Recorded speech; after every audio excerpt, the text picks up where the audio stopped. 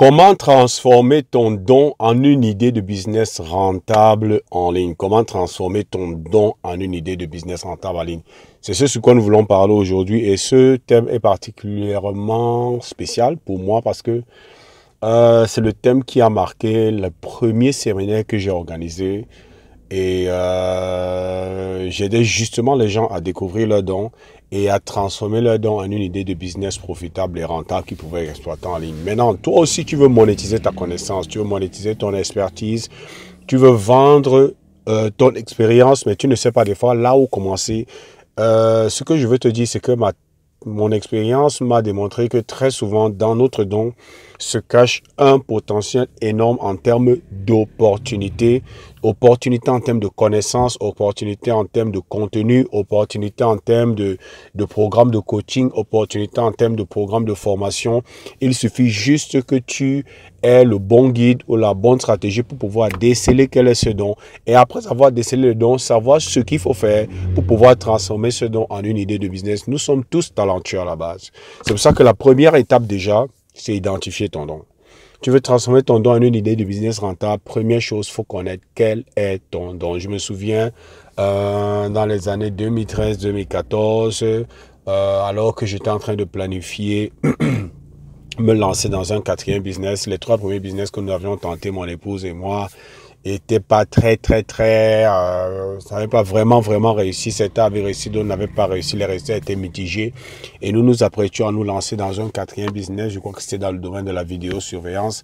Et pendant que je travaillais dessus, j'ai eu une expérience. J'ai entendu une voix qui m'a demandé, es-tu vraiment sûr, Zoé, de vouloir te lancer dans cette quatrième aventure entrepreneuriale, sachant qu'elle va avoir des résultats mitigés et qu'elle va échouer comme les trois premières?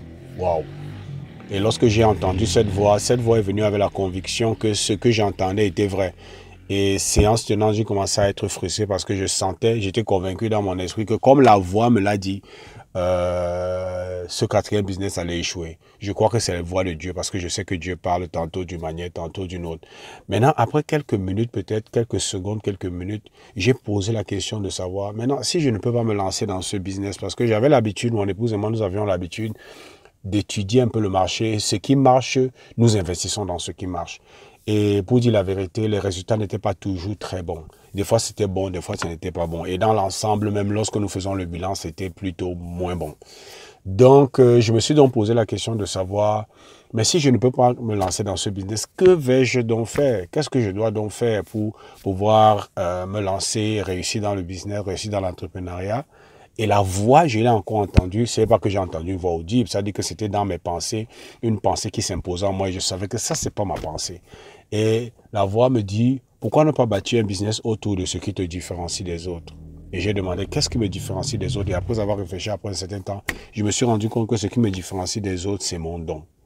Et depuis ce jour-là, j'ai décidé de ne plus suivre les opportunités, simplement pour suivre les opportunités, mais de me focaliser à découvrir quel est mon don et à découvrir comment est-ce que je peux aider les autres à déceler leurs dons, leurs talents, ce qui les différencie, et à utiliser ça pour se faire de l'argent en faisant de l'impact. Donc, c'est pour ça que après un certain temps, non seulement j'ai découvert mon don et j'ai commencé à travailler avec des personnes pour leur apprendre comment découvrir le leur. C'est comme ça que quand j'avais lancé mon premier séminaire, c'était sur ce thème. Donc, si tu veux transformer ton don en une idée de business rentable, ça commence par identifier ton don. Généralement, il y a 5 choses sur lesquelles je m'appuie, que j'appelle les sources qui te permettent de définir quel est ton don, ce qui te particularise, ce qui te différencie, cet aspect, cette compétence, cette aptitude particulière que tu as, que tu peux mettre au service des autres et qui a en même temps une source de business et de fortune. La première chose, c'est ton talent naturel. Le talent naturel, c'est ce qui te vient naturellement, ce que tu n'as pas appris à l'école, mais tu es naturellement bon là-dessus. Sans aller quelque part, sans être formé, tu es bon là-dessus. La deuxième source, c'est la compétence. Ta compétence, ça veut dire que cette fois-ci, c'est quelque chose que tu as appris. Tu peux avoir appris ça dans une formation formelle à l'école, à l'université, dans une académie. Tu peux avoir appris ça en lisant un livre, en allant à un séminaire, en travaillant près d'un mentor. Mais c'est quelque chose que tu as appris et dans lequel tu es devenu vraiment bon, excellent là-dessus. Ça, c'est la deuxième source qui te permet de savoir qu'est-ce qui te particularise, quel est ton don. La troisième chose, c'est ta passion. Et quand je parle de passion, je ne dis pas ce que tu aimes, mais je te dis que cette chose que tu as tellement à cœur et pour laquelle tu es prêt à payer le prix. En réalité, je définis la passion comme la chose que tu aimes tellement, ou cette chose que tu aimes tellement, ou cette chose que tu détestes aussi tellement que tu es prêt soit à accomplir pour la chose que tu aimes, soit à changer pour la chose que tu détestes dans la vie des autres. En réalité, la passion est définie plus par le prix que tu es prêt à payer pour accomplir quelque chose que tu aimes dans la vie d'autres personnes ou pour changer quelque chose que tu détestes dans la vie d'autres personnes. Nelson Mandela était motivé par la passion. Steve Biko était motivé par la passion. Dr. Martin Luther King était motivé par la passion. C'est pour ça qu'ils étaient prêts à sacrifier même leur vie pour pouvoir accomplir cela ou dans la vie des autres. Donc la passion aussi est une source qui te permet de découvrir quel est ton don. La quatrième chose, c'est ton histoire. Ce que tu as survécu, ce par quoi tu es passé, qui peut devenir aujourd'hui une source d'inspiration pour les autres. Parce que ce par quoi tu es passé te qualifie pour aider tous ceux qui passent par la même situation. C'est très important. La cinquième source, c'est ton dada. Ça veut dire ton sujet favori. Ce sur quoi tu aimes lire. Ce sur quoi tu aimes t'entretenir. Ce sur quoi tu aimes visionner. Quand tu vas sur YouTube, quand tu vas sur Facebook, quels sont les sujets qui te passionnent? Ça peut aussi être une forte source pour découvrir quel est ton don. Ces 5 sources, lorsque tu les étudies, ça va te permettre de savoir quel est ton don, qu'est-ce qui te différencie des autres. Ton talent naturel, ta compétence, ta passion, ton histoire et ton dada. Donc ça, c'est la première chose. Il faut que tu identifies ton don. Maintenant, deuxième chose, il faut que tu identifies un marché dans lequel ce don est exploité. Et généralement, il y a 3 grands marchés qui ont été découverts dans le marketing en général et dans le marketing en ligne en particulier. Il y a 3 grands marchés qui sont reliés à 3 grands centres d'intérêt. Le premier grand marché, c'est le marché de la richesse et de l'argent. Tout ce qui a trait à aider les gens à développer la richesse, à faire de l'argent, à développer des nouvelles sources de revenus. Tu peux utiliser ton don pour aider les gens dans ce sens. Ça peut être un marché important. Le deuxième plus gros marché, c'est la santé. Tout ce qui va dans le sens d'aider les gens à avoir une meilleure santé, santé physique, santé mentale, santé à tous les niveaux, le bien-être, la santé mentale, tout ce qui va dans ce sens. Le fitness, c'est dans cette orientation-là. Donc, ton don peut être dans le sens où, peut être du type que tu peux utiliser pour aider les gens à améliorer leur santé et leur bien-être en général. Et le troisième grand marché, c'est le marché des relations. Comment améliorer tes relations? Relations avec ton époux, relations avec tes enfants, relations avec tes partenaires, relations avec ton Dieu. Comment découvrir le bon partenaire? Comment survivre après un divorce? Tout ce qui a trait aux relations. Voilà les 3 grands marchés depuis l'histoire qui rapportent énormément d'argent et qui sont profitables. Donc maintenant que tu as découvert ton don, tu as identifié ton don, tu dois donc maintenant trouver ce marché. Dans quel marché est-ce que tu vas insérer ce don? Dans quel marché est-ce que tu vas utiliser ce don? Tu vas utiliser ce don dans le domaine des relations, dans le domaine de la richesse et de l'argent ou dans le domaine de la santé et du bien-être. Tu dois savoir. Et maintenant, je tiens à rappeler que dans chacun de ces marchés, il y a des segments de marché, des sous-segments de marché, des niches dans chacun de ces gros marchés. Mais déjà, à la base, tu dois pouvoir identifier dans quel marché tu vas t'insérer avec ça. La troisième chose, maintenant que tu as identifié le marché, il faut analyser. Par exemple, moi, si je décide aujourd'hui, comme je vous ai dit, particulièrement, moi, quand j'ai découvert mon don, j'ai découvert que j'ai un don dans le domaine de l'enseignement, dans le domaine du coaching, dans le domaine de la motivation, dans le domaine de tout ce qui est prise de parole en public. J'ai un don aussi dans le domaine de comment aider les gens à découvrir leur don, aider les gens à découvrir ce qui les particularise et aider les gens à transformer ça en une source de business. J'ai décidé donc d'utiliser ce don dans le marché de l'argent et la création des richesses, de l'insérer là-dedans. Je pouvais utiliser ce même don parce que j'ai un très fort don dans tout ce qui est prise de parole en public, enseignement, développement personnel, mindset, productivité, leadership. Je pouvais décider de l'utiliser dans le domaine du mariage. Je pouvais décider de l'utiliser dans le domaine de la santé, mais j'ai décidé de l'utiliser dans le domaine de l'argent, de la création des richesses. Maintenant, lorsque tu as découvert, j'ai dit que la troisième chose, c'est d'analyser. Analyser comment?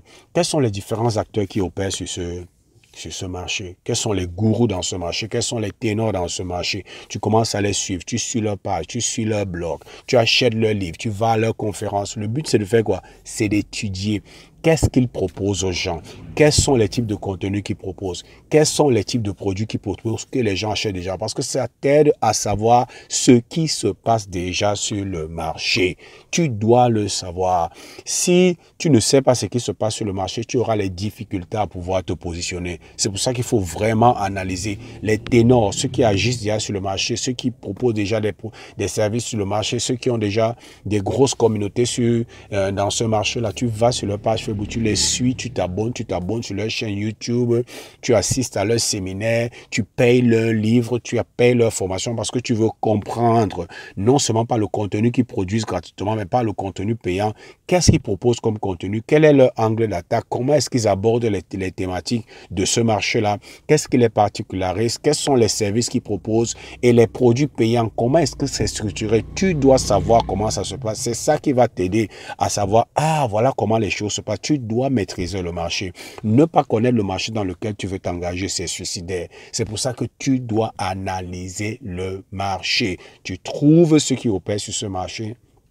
Tu analyses leur contenu en les suivant, en achetant et tu vas te permettre de savoir comment les choses se passent. Maintenant, lorsque tu as analysé le marché, tu passes maintenant à la quatrième chose qui est très importante que j'appelle identifier les angles morts. Les angles morts veut dire quoi? Je prends un exemple. Dans mon cas, moi, j'aide les gens à transformer leur connaissance unique, leur particularité, ce qui les différencie des autres, leurs dons, en une source de revenus, en bâtissant un business autour de ça en ligne. Pourquoi est-ce que je me suis positionné? Parce que j'ai étudié une bonne partie de ceux qui opèrent dans ce domaine et qui aident les gens à gagner de l'argent en ligne. Beaucoup aident les gens à gagner de l'argent en ligne dans le dropshipping, dans le e-commerce. Beaucoup de gens aident les gens à gagner l'argent en écrivant un livre. Beaucoup de gens ont des produits pour aider les gens à lancer un programme de coaching. Beaucoup de personnes, et je me suis rendu compte que il n'existe quasiment personne qui aide les gens à développer une source de revenus à partir de leurs dons, développer une source de revenus à partir de leurs connaissances uniques, développer une source de revenus à partir de leur expérience, à partir de leurs compétences ou à partir de leur expertise. Et j'ai décidé que moi, je vais me positionner là-dessus parce que très peu de personnes sur le marché le font. Mais je ne pouvais pas me positionner là-dessus si je n'avais pas préalablement étudié le marché, étudié ceux qui opèrent déjà là-dessus pour savoir, voilà les angles morts. C'est ça que j'appelle trouver, identifier les angles morts. Parce que lorsque tu connais le marché dans lequel tu vas déployer ton don et tu as analysé pour découvrir quels sont les players, quels sont ceux qui jouent dans ce marché, quels sont ceux qui opèrent dans ce marché, quels sont les services qu'ils proposent. Si tu ne connais pas ça, tu ne pourras pas déceler les angles morts. Les angles morts, c'est quoi? C'est des choses qui n'abordent pas dans leur thématique. Peut-être des pans de niche qui ne servent pas particulièrement dans leur thématique. Je prends un exemple. Tu peux peut-être avoir un don que tu veux mettre à disposition dans le marché de la santé et du bien-être, par exemple du fitness, la perte de poids. Et tu te rends compte qu'il y a beaucoup de formations qui sont proposées pour aider les gens à perdre le poids. Et tu te rends compte, par exemple, que très peu de personnes s'occupent des femmes qui ont déjà accouché pour les aider à retrouver leur corps de jeune fille. Tu trouves par exemple que ça c'est un angle mort. Oui, il y a beaucoup de personnes qui font des programmes, qui se font de l'argent, mais très peu de personnes sont focalisées sur les femmes qui ont déjà fait des maternités et qui aimeraient retrouver leur corps de jeune fille, retrouver vraiment leur corps de jeune fille. Et tu sais que tu as les compétences pour pouvoir aider une femme qui a déjà eu 1, 2, 3, qui a déjà eu 1, 2, 3, 4 maternités à retrouver son corps de jeune fille. Ça peut devenir le secteur dans lequel toi tu vas te positionner. Tu vas voir qu'à partir de ce moment, tu vas forcément te différencier des autres. Forcément. Donc, tu dois identifier les angles morts. Et la dernière chose, lorsque tu as identifié les angles morts, comme le cas que je viens de dire, où tu as découvert que personne ne s'occupe, n'a des produits spécifiques pour des femmes qui ont déjà eu des maternités et qui veulent retrouver leur corps de jeune fille, qu'est-ce que tu fais? Tu crées dans ta niche. Ça devient ta niche. Et dans cette niche-là, tu commences à produire du contenu et tu commences à créer des offres pour cette niche-là. Voilà les 5 étapes. Tu identifies ton don. Après avoir identifié ton don, tu trouves ton marché. Est-ce que c'est dans la santé, le bien-être? Est-ce que c'est dans l'argent et la création des richesses? Est-ce que c'est dans le domaine des relations? Maintenant que tu as trouvé ton marché, tu analyses ce marché. Quels sont ceux qui opèrent dans ce marché? Qu'est-ce qu'ils proposent? Quels sont les contenus? Quelles sont les thématiques?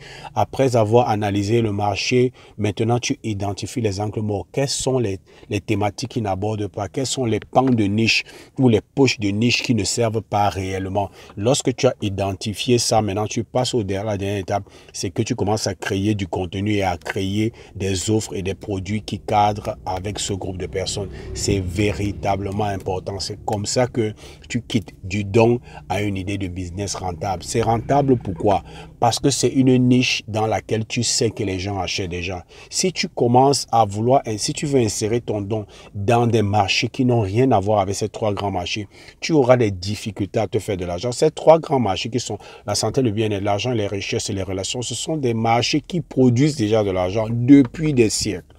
Ça produit déjà de l'argent. Et si tu t'insères dedans, tu es sûr que tu vas gagner. Maintenant, tu dois te positionner différemment en étudiant les autres, en regardant les angles morts. Ça va te permettre de te positionner différemment et de te faire facilement découvrir parce que tu seras différent, parce que tu seras particulier, parce que personne ne fera ce que tu fais. Ils sont très peu à aider les gens à transformer leurs connaissances uniques, leurs dons, leurs talents en une source de revenus sur les réseaux sociaux, grâce aux réseaux sociaux, à transformer leurs dons, leurs talents, leurs connaissances uniques en programme de coaching, en livre ou en formation pour impacter les gens et se faire de l'argent chemin faisant. C'est pourquoi ils sont très peu. Parce que j'ai analysé, je me suis rendu compte et c'est ainsi que je me suis positionné.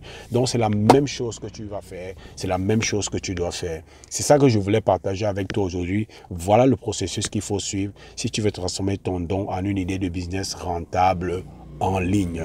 Si tu veux te faire aider, tu sens vraiment que oui, c'est vrai, mais j'ai besoin d'être coaché ou j'ai besoin d'être accompagné, je voudrais travailler avec toi, Dr Zoé, tu vas juste dans les commentaires. Si tu peux nous contacter directement par notre bouton WhatsApp, tu vas dans les commentaires et tu mets simplement rendez-vous ou RDV et nous nous ferons le plaisir de te contacter, de discuter avec toi pour voir si l'offre que nous proposons match avec tes aspirations, tes intentions et tes désirs. Et s'il y a un matching, alors nous allons travailler ensemble. Mais sinon, tu as le processus qu'il faut suivre.